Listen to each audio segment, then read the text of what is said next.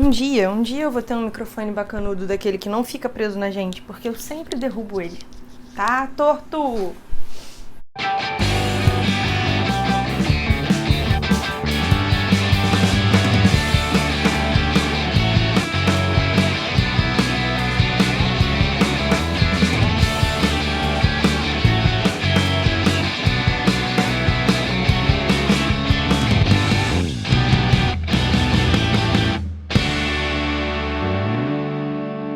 Olá e bem-vindos ao Experimento 237, o seu cantinho aleatório do fandom, e bem-vindos ao React /Review /Análise /Especulações caóticas do episódio 8 de WandaVision. Nádia, de onde você tirou essa versão? Do episódio 8 de WandaVision. Vocês já sabem exatamente o que aconteceu nesse episódio, então eu não vou perder muito tempo indo cena a cena.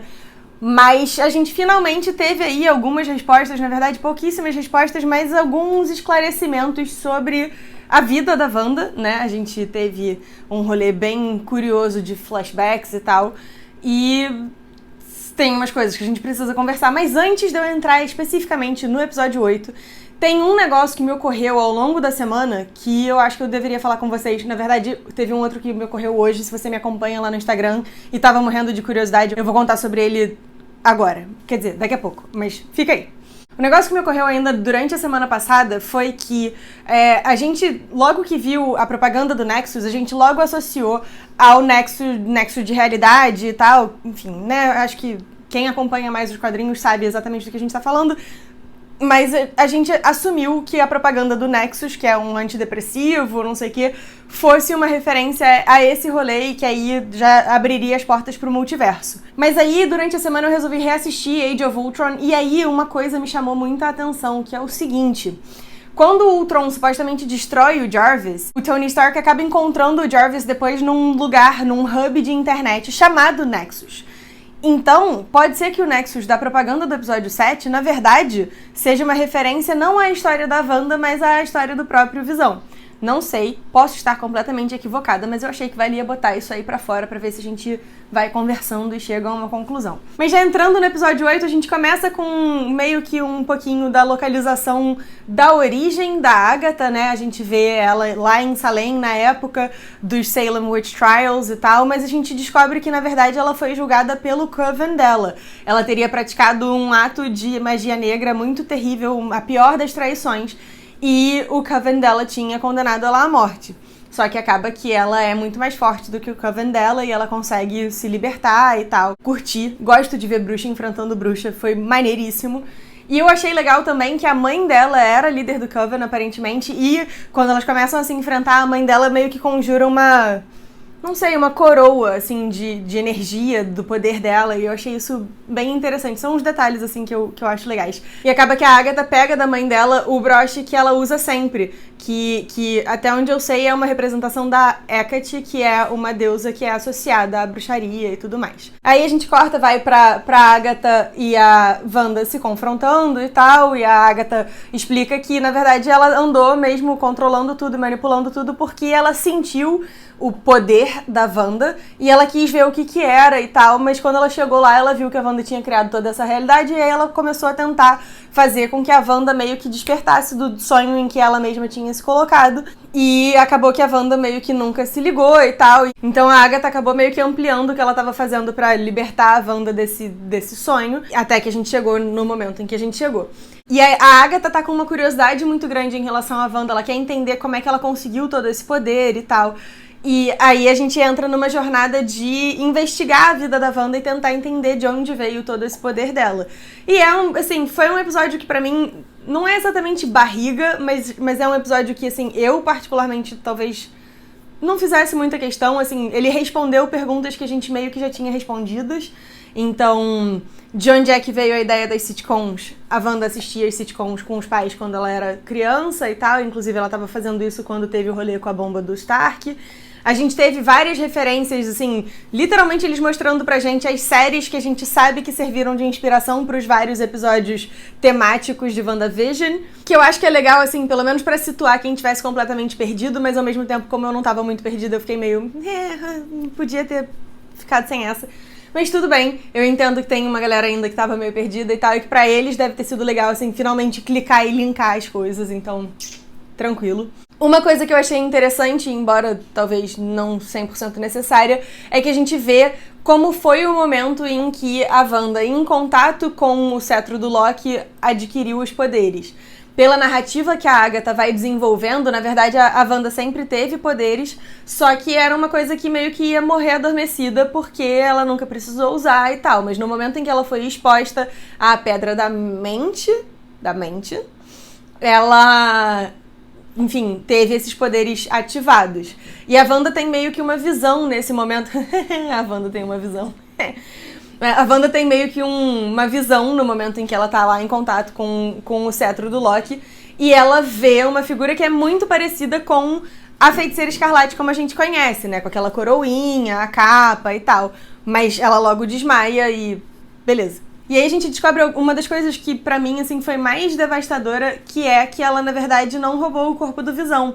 Ela foi até o headquarters da S.W.O.R.D., chegando lá, o Hayward disse, olha, desculpa, eu entendo que você queira o corpo do Visão, mas eu não posso deixar você levar e tal. E aí ela chega a quebrar mesmo os vidros da sala onde estava sendo destrinchado o corpo do Visão, mas quando ela vai encostar no corpo, ela não sente a presença do Visão e aí ela simplesmente deixa ele lá. E isso é uma coisa muito interessante, porque se a gente voltar lá no episódio 3, o Hayward acusa a Wanda de ter roubado o Visão. Na verdade, ele não acusa ela diretamente, né? Ele comenta com pessoas que ela invadiu o headquarters da S.W.O.R.D., roubou o corpo do Visão e remontou ele pra usar como arma. E ela claramente não tá fazendo isso. Na verdade, a gente descobre depois que quem tava fazendo isso era ele. Tem uma cena nesse episódio que eu achei muito marcante e muito bonita, que eu vou levar pra sempre comigo, que é uma cena entre a Wanda e o Visão, ainda no quartel-general, né? No compound dos Avengers,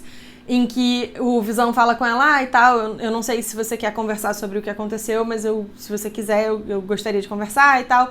E ela diz, cara, por que você acha que conversar sobre isso vai me ajudar a me sentir melhor, sabe? Tudo que eu quero, a única coisa que poderia me fazer se sentir melhor é ter o meu irmão de volta. E aí depois ela se dá conta de que ela foi meio grossa de graça e ela começa a se abrir.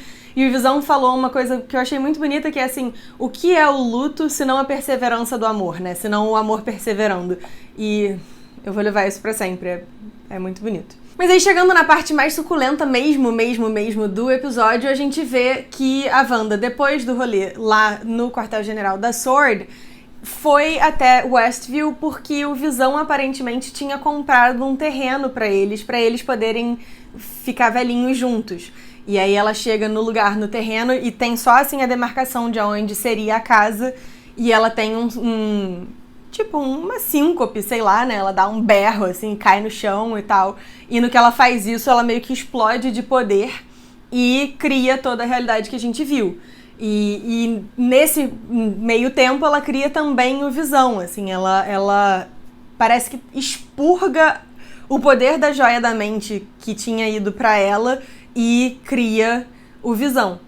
E aí eu fiquei com várias perguntas, porque, tipo, bom, se esse Visão é um construto da Wanda, é uma coisa que ela criou, ele existe de verdade? Ou saindo do Rex ele vai realmente deixar de existir? E a gente já viu que quando ele tentou sair do Rex sozinho, ele caiu aos pedaços, né? Ele deixou de existir. Então, quanto a Wanda é capaz de manter as coisas que saem do Rex? Porque, ao mesmo tempo, a roupa da Monica Rambeau da década de 70 conseguiu sair do Rex inteira.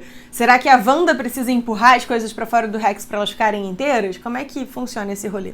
E aí, para coroar o episódio, a gente tem a Agatha dizendo pra Wanda que ela não tem noção do quão perigosa ela é, que ela, na verdade, é uma figura mitológica, que ela é um ser capaz de criar, assim. E aí, a esse ser, ela dá o nome de Scarlet Witch, né, de Feiticeira Escarlate. E aí eu tô com 150 perguntas diferentes na minha cabeça, tipo, a Feiticeira Escarlate é uma entidade, assim, é uma coisa, sei lá, renascida e tal, ou como é que funciona esse rolê? Porque, pelo que eu sei, no universo Marvel, a Feiticeira Escarlate é a Wanda e a Wanda é a Feiticeira Escarlate. Então, pelo jeito, no MCU isso vai ter uma pegada um pouco diferente, vai entrar aí numa coisa um pouco mais mística e tal. Continuo querendo saber se os filhos da Wanda, afinal de contas, são crianças de verdade ou são construtos igual o Visão, e qual é a repercussão disso para fins da Wanda. Achei muito interessante a Agatha demonstrando os vários tipos de magia que a Wanda usou pra criar aquele ambiente, né? Ela fala que a Wanda usou transmutação, que a Wanda tá usando o controle da mente, e ela fica muito impressionada da Wanda tá fazendo essas coisas meio que em piloto automático. Ela fala, normalmente você precisa estudar anos pra conseguir fazer uma mínima ilusão convincente, e olha o que você tá fazendo, assim, no piloto automático. Então, a Agatha tá genuinamente curiosa em relação ao que é a Wanda, e me parece que ela tenha um pouco de medo da Feiticeira Escarlate, o que talvez mude o cenário, assim, da relação entre as duas, mas eu não sei o que nada disso significa. No final do episódio, na verdade, na cena pós-créditos, a gente tem a grande revelação do quão bunda mole é o Hayward, e a gente descobre que ele usou a tecnologia daquele drone que ele tinha jogado lá dentro do Rex para reconstruir e reanimar o Visão. Só que o Visão tá, tipo, todo branco, todo bizarro. Ao invés da joia da mente, ele tem uma... Se não for a joia da mente, gente, troca... Enfim, vocês sabem qual é a joia amarelinha. Mas ele não tá mais com a joia amarelinha, ele tá com uma joia... Ele tá com um negócio que me pareceu, talvez potencialmente um Arc Reactor, igual aquele do Tony Stark, né? Então, assim, o cara claramente não quer coisa boa. E aí, eu fiquei pensando que talvez, com isso tudo, a gente esteja caminhando para o início da versão MCU do Projeto Sentinela, que é aquele rolê todo de perseguir os mutantes e tal, que abre a animação dos X-Men dos anos 90 e que foi objeto mais ou menos do X-Men 2, do James McAvoy, por ali, não tenho certeza. Mas enfim, fato é que a gente tem aí um super setup para o grande confronto no último episódio. Nadia e Trixie da edição aqui. Faltou eu dizer um outro negócio, uma outra teoria que me ocorreu, que é a seguinte, eu tava reassistindo o Age of Ultron e a gente, no finalzinho do Age of Ultron, não vê o resultado do confronto final entre o Jarvis e o Ultron. Tem eles conversando, o Ultron diz que o Jarvis é muito inocente e tal, e aí a gente meio que corta a cena, tem um clarão dos poderes do Visão e supostamente o Ultron tá morto. E aí eu fiquei pensando que se não for o rolê do Projeto Sentinela, se o Projeto Catarata não resultar no Projeto Sentinela, a gente pode também potencialmente estar abrindo espaço aí pra voltar o Ultron. Porque se o Jarvis se escondeu no Nexus, nada impede que ele tenha escondido o Ultron também. Porque ele tinha uma coisa meio de, tipo, tentar entender qual foi o rolê do Ultron e tal, e dizer que, às vezes ele precisa só, tipo, aprender que não é bem assim. Então... não sei. Queria saber o que vocês acham. Parece que WandaVision não vai ter segunda temporada, que é pra ser uma série one shot mesmo, e aí tem bastante coisa pra eles cobrirem nesse último episódio. Quer dizer, em se tratando do MCU, tem muita coisa que pode ficar para o filme do Doutor Estranho, pode ficar para outros momentos, mas assim, ainda me parece que tem bastante coisa desamarrada. E a gente tem um suposto cameo que supostamente vai acontecer. Se você não quer spoiler, não quer saber de nada, esse é o momento de você encerrar esse vídeo. Mas o Paul Bettany e a Elizabeth Olsen vêm falando de um cameo que vai acontecer, que vai ser tão grande quanto o final de The Mandalorian. Segundo o Paul Bettany, é uma pessoa com quem ele sempre quis trabalhar, é uma pessoa com quem ele teve muita química no set e tal, é uma pessoa que vai ser surpreendente. E aí, hoje a gente estava conversando no grupo dos padrinhos do Podcastinadores dedicado ao WandaVision sobre quem poderia ser, e me ocorreu o pensamento mais maldito do mundo, e eu preciso compartilhar com vocês, porque eu fiquei morrendo de rir, e eu preciso também confessar a vocês que, assim, às vezes, teorias caóticas, assim, teorias malditas são as minhas favoritas. Se você não gosta muito, sinto muito, talvez você perca o respeito por mim, mas eu tô apaixonada por essa teoria maluca, então eu vou compartilhar com vocês, e é o seguinte. Uma pessoa com quem o Paul Bettany nunca trabalhou, uma pessoa com quem ele pode ter muita química, e uma aparição que seria tão marcante quanto o final de The Mandalorian. Se você não assistiu a segunda temporada de The Mandalorian, talvez seja melhor você abandonar esse vídeo por aqui, ou pular daqui a tipo 1 minuto e pouquinho, porque aí você vai estar mais seguro. Mas no final da segunda temporada de The Mandalorian, pra quem assistiu, a gente teve, né, a aparição do Luke Skywalker e eu fiquei pensando, pô, quem seria o equivalente do Luke Skywalker para o cenário do MCU? E assim, em termos de grandeza, de identificação das pessoas, de nostalgia, eu pensei no Ian McKellen e no Patrick Stewart, ou seja, no Magneto e no Xavier originais. Talvez potencialmente Wolverine, mas eu não acho que o Wolverine fosse ser assim tão impactante. E aí, quando eu tava pensando sobre isso, me ocorreu que o primeiro filme de herói da Marvel, de uma era moderna, ou seja, dos anos 90 pra cá, foi o filme do Blade. E assim, um cameo do Blade é um negócio que ninguém tá esperando, ninguém adivinhou até agora. Pode ser uma pessoa com quem o Paul Bettany sempre tenha querido trabalhar, pode ser uma pessoa com quem ele tenha muita química, e pode ser que quando a Elizabeth Olsen falou que era tão grande quanto a aparição em The Mandalorian, ela esteja falando disso, assim, em termos do que essas pessoas originaram dentro do fandom. Então fica aí a minha teoria maldita, estou apaixonada, eu sei que não vai ser, não precisa dizer aqui nos comentários que não faz o menor sentido aparecer o Blade, mas tô aqui convencida, o Goblin tá aqui tipo, com certeza vai ser o Blade, vai fazer super sentido aparecer o Blade. E é isso, eu sei que é uma teoria besta, mas eu fiquei muito feliz de pensar nisso.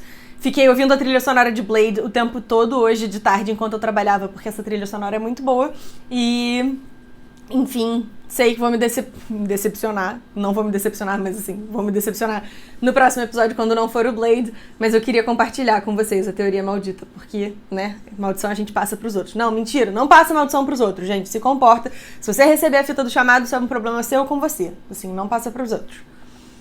Mas é isso, eu queria saber de vocês o que vocês acharam desse episódio, se vocês curtiram ou não e tal. E eu queria saber, principalmente, o que vocês esperam que aconteça no próximo episódio, porque eu estou um pouco desesperada com esse rolê desse Visão Branco. Assim, acaba que no final das contas a gente vai ter aí no último episódio um confronto entre pessoas com visões diferentes.